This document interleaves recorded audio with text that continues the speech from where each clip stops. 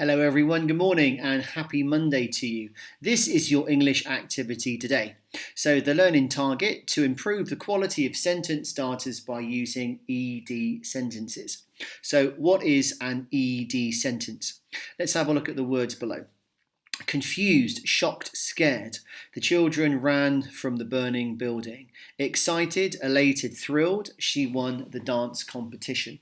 So your ED words are typically adjectives. They are describing things, emotions, happenings, events that are occurring within your sentence. Okay, so the rule here is an ED sentence starts with 3 adjectives and they need to have EDs at the end of each of those words to describe, as we said at the start, emotions. Now, the ED words must be followed by commas.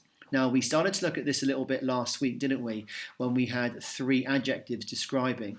The reason why you need commas after each of these words is to separate them, obviously, but we're creating something here subtly called clauses, which we're going to be teaching you about in the future. So just get used to using these 3 ED words and separating them by commas. Okay, so let's go on to the next slide here. Now, what you've got on this slide here, on the second slide, are verbs, adjectives, adverbs, lots of different sorts of words that you might like to use to pinch to put into your future sentences. Okay, so if you can't think of words off the top of your head, that's fine. Use some of the examples down here to turn them into ED words.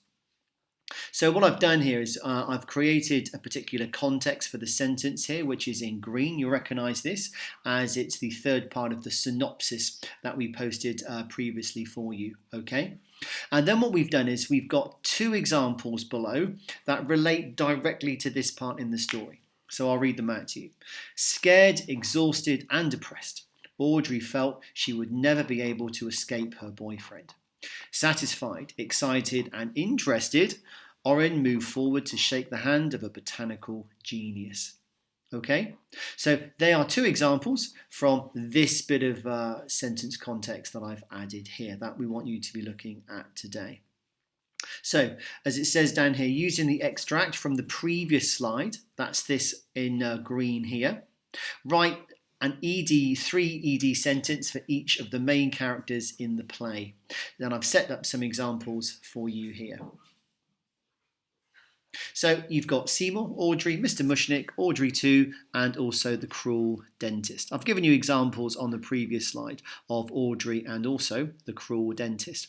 So if you want to challenge yourself a little bit, and I know you guys like to challenge yourselves, what you can do is extend these sentences a little more by trying to add a conjunction at the end of each of those sentences. So take, for example, scared, exhausted, and depressed, Audrey felt she would never be able to escape her boyfriend. Could you use any of these colour words here that can go at the end of boyfriend to extend that sentence just for a little bit more detail? Could you maybe do that? Have a think about doing that? That would be wonderful. Try to see if you could stick to the contents of the sentence here, the context here that we have provided for you. Don't go deviating and talking about other things that have got nothing at all to do with the Little Shop of Horrors. Try to stick to what's happening in that particular slide there for us. Okay? Once again, here are some examples, some verbs, some adjectives that you could use. And that's your English task for today, okay? Use the extract from the previous slide, write a 3 ED sentence for each of the main characters in the play. Okay, very best of luck. Thank you very much.